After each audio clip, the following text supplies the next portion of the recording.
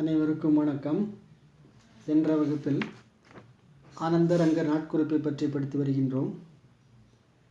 இதில் ஆனந்தரங்கர் ஒவ்வொரு நாளும் எவ்வாறு நாட்குறிப்பு எழுதினார், அந்த நாட்குறிப்பில் வெளிப்படுத்தும் அரசியல் செய்திகள், நாட்குறிப்பு வெளிப்படுத்தும் சமுதாய செய்திகளை பற்றி பார்த்தோம்.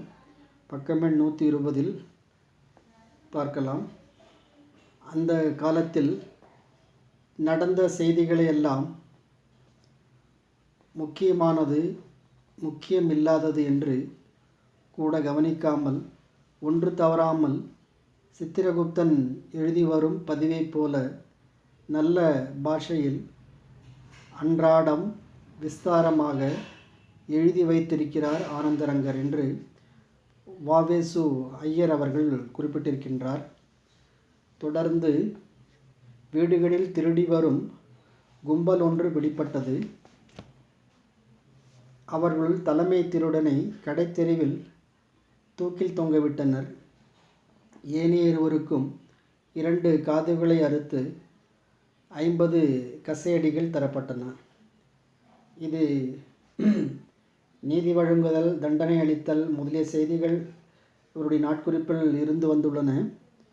அதை தான் அந்த தண்டனை அக்காலத்தில் எவ்வாறு வழங்கப்பட்டது என்பது பார்க்கின்ற பொழுது, அந்த திருடி வந்த அந்த திருடர்கள் கும்பல் பிடிப்பட்ட போது அந்த தலைமை திருடனை கடைத்தெருவில் தூக்கில் தொங்கவிட்டு விட்டனர். ஏனைய 2 பேரையும் காதுகளை அறுத்து 50 கசையடிகள் கொடுக்கப்பட்டார்கள். ஆனந்தரங்கர் நாட்குறிப்பின் பெரும் பகுதி வணிக செய்திகளையே விவரித்துள்ளது. வணிக செய்திகளை தான் இவருடைய நாட்குறிப்பில் இருந்தது. கணக்கு, வரவு செலவு பட்டியல் என அச்செய்திகள் நீண்டுள்ளன. ஆனந்தரங்கரும் பிறரும் வணிகத்திற்கு முதன்மை அளித்துள்ளதை உணர முடிகிறது. பிரெஞ்சு கிழக்கிந்திய கழகம் வணிகர் பலரை பங்குதாரராக கொண்ட கூட்டு நிறுவனமாகும். ஆனால் இங்கே வணிகத்திற்கு முதன்மை தந்துள்ள காரணத்தினால் பிரெஞ்சு கிழக்கிந்திய அந்த கழகமானது வணிகர் பலரை பங்குதாரர்களாக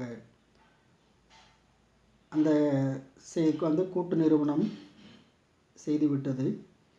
தமது மூலதனத்திற்கு ஏற்ப ஒவ்வொரு ஆண்டும் எத்தனை கப்பல்களை கீழே நாடுகளுக்கு அனுப்புவது என்பது முன்பே திட்டமிட்டப்பட்டது. புதுச்சேரியிலிருந்து மணிலாவுக்கு சென்ற கப்பலில் அழகப்பன் என்ற தமிழ் மாலுமி பணியாற்றியதையும் அவர் பதிவு செய்துள்ளார். அப்பொழுது அந்த புதுச்சேரி பாண்டிச்சேரியிலிருந்து மணிலாவுக்கு சென்ற அந்த கப்பலில் அழகப்பன் என்ற ஒரு மாலுமி பணியாற்றியிருப்பதையும் அவர் அவருடைய நாட்குறிப்பில் பதிவு செய்துள்ளார். ஐரோப்பாவில் இருந்து இந்தியாவை அடைய கப்பல்களுக்கு 6 திங்கள் தேவைப்பட்டன. ஐரோப்பிலிருந்து இந்திய அடைய கப்பலில் 6 மாதம் 6 திங்கள் ஏற்பட்டன. 11/11/1737 அன்று பிரான்சிலிருந்து புறப்பட்ட கப்பல் 8/5/1738 அன்று புதுச்சேரியை அடைந்துள்ளது. கப்பல் வந்தவுடன் பீரங்கி முழங்குதல் வழக்கத்தில் இருந்துள்ளது. அப்போது அந்த பகுதியிலிருந்து வந்த அந்த கப்பல் புதுச்சேரி வருகின்ற பொழுது அதற்கு ஒரு பீரங்கி முழங்கி அங்கே இருக்கின்ற மக்கள் கொண்டாடினர். ஒவ்வொரு ஆண்டும் துணிகளுக்காக வர்த்தகரிடமும் தரகரிடமும் ஒப்பந்தம் செய்து கொள்ளப்பட்டது. துணிகள் வருகின்ற பொழுது, வர்த்தகம் செய்கின்ற பொழுது அதனுடைய தரகரிடம் ஒப்பந்தம் செய்யப்பட்ட செய்தியும் குறிப்பிடப்பட்டுள்ளது. சிலர் இந்த கழகத்தின் வர்த்தகர் என்று அங்கீகாரத்தை பெற்றிருந்தனர். துணிகள் வர்த்தகருக்கு விற்கப்பட்ட போது உரிய ரசீதுகள் அவர்களிடமிருந்து பெறப்பட்டன. எந்த துணிகள் விற்கப்படுகின்றோமோ அதற்கு தகுந்தாற் போல அதுக்கு வேண்டிய ரசீதுகளும் பெறப்பட்டுள்ளன. 100க்கு 320 என்ற விகிதத்தில் அவர்கள் 6 திங்களுக்குள் கழகத்திற்கு பணத்தை செலுத்தி விடுவதாகவும் கையெழுத்திட்டு கொடுத்தனர். வணிக கழகத்தின் அதிகாரியான கொர்னே இவற்றை பெற்று பாதுகாத்துள்ளார். இப்போ 100க்கு 320 என்ற அந்த விகிதத்தில் அவர்கள் 6 திங்களுக்குள் இந்த கழகத்திற்கு வேண்டிய அந்த பணத்தை செலுத்தி விடுவதாகவும் அதில் கையெழுத்து இட்டு கொடுத்தார்கள். அதன் கழகத்தினுடைய அதிகாரியாக இருந்த கொர்னே இவற்றை பெற்று பாதுகாத்து வந்தார். அந்த புதுச்சேரியில் நாணயம் அச்சிடும் உரிமையை நிஜாமிடமிருந்து பிரெஞ்சு வணிகக் கழகம் பெற்றது. இந்த புதுச்சேரி நாணயத்தை அச்சிடுகின்ற அந்த உரிமை பெற வேண்டும். அந்த உரிமையை நிஜாம் என்ற மன்னரிடமிருந்து பிரெஞ்சு வணிகமானது அந்த கழகமானது பெற்றது. இதற்கான ஆணையை 10/9/1736 அன்று கனகராயர் பல்லக்கில் வைத்து ஊருக்குள் கொண்டு வந்தார். இந்த செய்தியை, இந்த ஆணையை 10/9/1736 அன்று கனகராயர் பல்லக்கில் வைத்து ஊருக்கு அந்த ஆணையை கொண்டு வந்தார். 21 பிரங்கிகள் முழங்கின. 8 மாற்றுக்கு குறைவான வராக நாணயங்களை வைத்திருப்பது தண்டனைக்குரிய குற்றம் என்று பிரெஞ்சு மன்னரின் ஆணையின் பேரில் 1739 ஆண்டு மே திங்களில் அறிவிக்கப்பட்டது. ஆனால் அங்கே நாணயங்கள் வைத்திருக்கலாம்.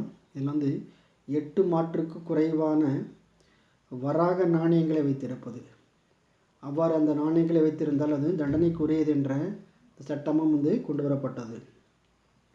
பல்வேறு விதமான வராகன்களை ஆனந்தரங்கர் குறிப்பிட்டுள்ளார். அவை பட்டினத்துக்கு நட்சத்திர வராகன், வட்ட வராகன், பரங்கிப்பேட்டை வராகன், ஆரணி வராகன் முதலியன. இப்படிப்பட்ட ஒவ்வொரு பகுதியிலும் இருக்கின்ற புதுச்சேரி பிறை வராகன், சென்னை பட்டணத்து நட்சத்திர வராகன், வட்ட வராகன், பரங்கிப்பேட்டை வராகன், ஆரணி வராகன் முதலியன இருந்துள்ளன. இந்த ஆனந்தரங்கருடைய பதிவுகள் 1745 ஆண்டு 21 நாள் வியாழக்கிழமை மாலை பொழுதிலே வீசிய பெருங்காற்று புதுச்சேரியை சூறையாடியதினை, அப்பொழுது 1945 ஆண்டு 21 நாள் வியாழக்கிழமை மாலை பொழுதில் வீசிய ஒரு பெருங்காற்று இந்த புதுச்சேரியை சூறையாடின. அஸ்தமித்த உடனே துவங்கி பெருங்காற்றுடன் அடித்தது. ஊரிலே உண்டான மரங்களெல்லாம் படுகாடாய் விழுந்து போனதும், வீடுகள் வெள்ளத்தில் முழுகி போய் வெள்ளத்திலேயே வீடுகள் அடித்து கொண்டு போனதும், மாடுகள், கன்றுகள், மனுஷர் செத்ததும் தெருவுக்கொரு பிணநாற்றமாயிருந்தது என்று மனம் நொந்து எழுந்துள்ளார். அந்த கடுமையான அந்த புயல் வெள்ளத்தின் மூலமாக புதுச்சேரி பகுதியே ஒரு பிணக்காடாக மாறிவிட்டது. அங்கே வீடுகளெல்லாம் இடிந்து விட்டது, மக்கள் சேதமடைந்து விட்டார்கள். அப்போது இந்த செய்திகள் எல்லாம், அங்கே இருக்கின்ற விலங்குகள் எல்லாம் அழிந்து விட்டன. இதெல்லாம் அவர் நொந்து நாட்குறிப்பில் எழுதியிருந்தார். இப்பேரிடர் புதுச்சேரியில் நிகழ்ந்த போது மக்கள் எல்லோரும் உணவும் நீருமின்றி வாடினர். இந்த பேரிடர் நிகழ்ச்சி நடக்கின்ற பொழுது அங்கே மக்கள் எல்லாம் துன்பமடைந்து உணவும் நீருமின்றி அவர்கள் வாடி போயினர். அப்போது ஒழுக்கரையிலே கனகராயர் பெருஞ்சோறு அளித்து தமிழரின் இரக்கத்தையும் ஈரத்தையும் வெளிப்படுத்தியதை ஆனந்தரங்கர் பெருமிதத்துடன் பதிவு செய்துள்ளார்.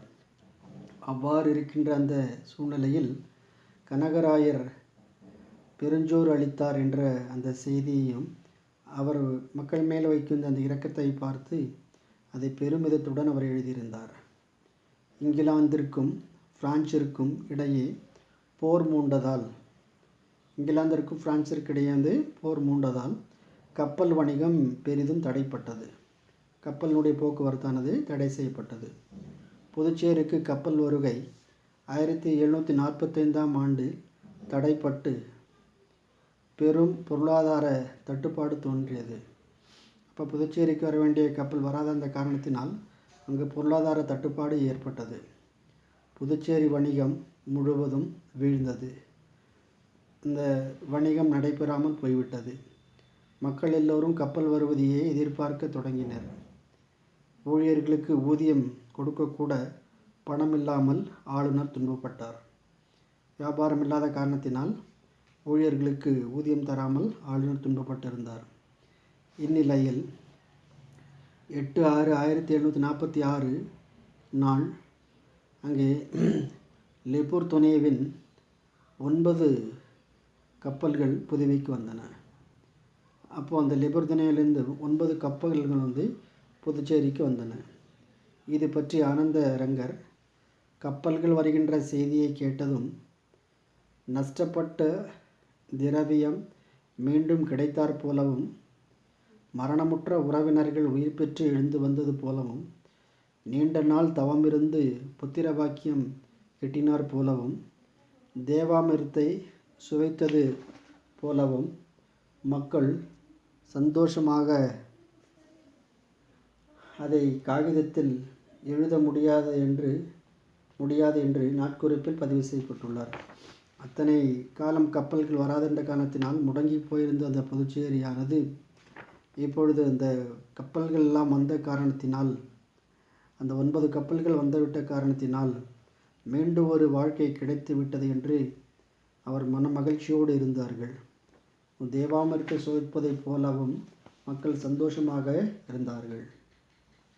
ஆனந்தரங்கரனுடைய இறுதிக்கால நாட்குறிப்புகள் அவருடைய இறுதிக்கால நாட்குறிப்புகள் ஆங்கிலேயர் புதுச்சேரியின் மீது நிகழ்த்திய முற்றுகையும், ஆங்கிலேயர்கள் புதுச்சேரியின் மீது நிகழ்த்திய அந்த முற்றுகையும் புதுச்சேரியின் வீழ்ச்சியையும் மிக விரிவாக பேசியுள்ளன. அந்த ஆங்கிலேயர்கள் படையெடுத்த காரணத்தினால் புதுச்சேரியில் சில பகுதிகளெல்லாம் அழிந்து விட்டது, வீழ்ச்சியடைந்து விட்டது. 1760 பிப்ரவரியில் புதுச்சேரியை தாக்க ஆங்கிலேய கப்பல்கள் வந்து கொண்டிருந்ததாகவும், 1760 பிப்ரவரியில் புதுச்சேரியை தாக்க ஆங்கிலேய கப்பல்கள் வந்து கொண்டிருந்ததாகவும், செஞ்சியை சுற்றியுள்ள பகுதிகளை வென்று ஆங்கில தளபதி புதுச்சேரியை நெருங்கிவிட்டதாகவும் தகவல் வந்துள்ளது. இப்போ அந்த செஞ்சி பகுதியை சுற்றியுள்ள பகுதி எல்லாமே வென்று விட்டதாகவும், அடுத்ததாக புதுச்சேரிக்கு நெருங்கி வந்து விட்டதாகவும் தகவல்கள் வந்தன. ஆங்கிலேய படைகள் சாரம் வரை வந்துவிட்டதை பொதுமக்கள் வேடிக்கை பார்த்தனர். குண்டுச்சாலையை ஆங்கிலேயர்கள் பிடித்ததும் புதுச்சேரி நகரில் பீதி நிலவியது. அந்த குண்டுச்சாலையை ஆங்கிலேயர்கள் பிடித்து பக்கத்தில் வந்ததும் புதுச்சேரி நகரில் ஒரு துன்பம், ஒரு பீதியானது நிலவியது. தேவனாம்பட்டினத்தில் மேலும் மேலும் துருப்புக்களை ஆங்கிலேய கப்பல்கள் இறக்கின. மீண்டும் தேவனாம்பட்டினம் அந்த பகுதியில் அதற்கு வேண்டிய துருப்புக்களை எல்லாம் ஆங்கிலேயர்கள் கப்பல்கள் இறக்கி வந்த அந்த காரணத்தினால் பீதிகள் அதிகமாகிவிட்டன. புதுச்சேரியை சுற்றியுள்ள பகுதிகள் அனைத்தையும் ஆங்கிலேயர்கள் கைப்பற்றினர். புதுச்சேரி சுற்றி இருக்கின்ற அத்தனை பகுதிகளையும் ஆங்கிலேயர்கள் கைப்பற்றி விட்டார்கள். புதுச்சேரியின் இவ்வாறான சூழ்நிலையில் ஏற்கனவே நோய்வாய்ப்பட்டு இருந்த ஆனந்தரங்கரின் உடல்நிலை மிகவும் மோசமடைந்தது. அந்த நேரத்தில் உடல்நிலை சரியில்லாத இருந்த ஆனந்தரங்கர் மீண்டும் அவருடைய உடல்நிலை பாதிக்கப்பட்டது. 12/1/1761 திங்கள் கிழமை 5 நாழிகைக்கு பட்டணத்தின் மீது பீரங்கி குண்டுகள் விழுந்து கொண்டிருந்த வேளையில் ஆனந்தரங்கர் மறைந்தார். விடாமல் போர் நடந்து கொண்டே இருந்தது. பீரங்கி குண்டுகள் எல்லாம் புதுச்சேரியில் விழுந்து கொண்டே இருந்தன.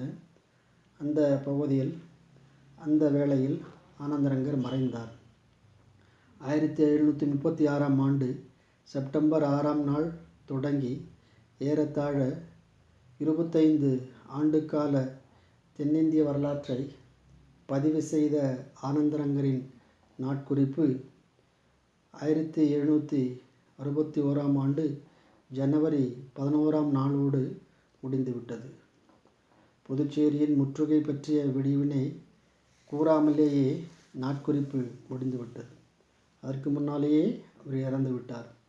ஆனந்தரங்கர் நாட்குறிப்பு 12 தொகுதிகளாக வெளிவந்துள்ளது.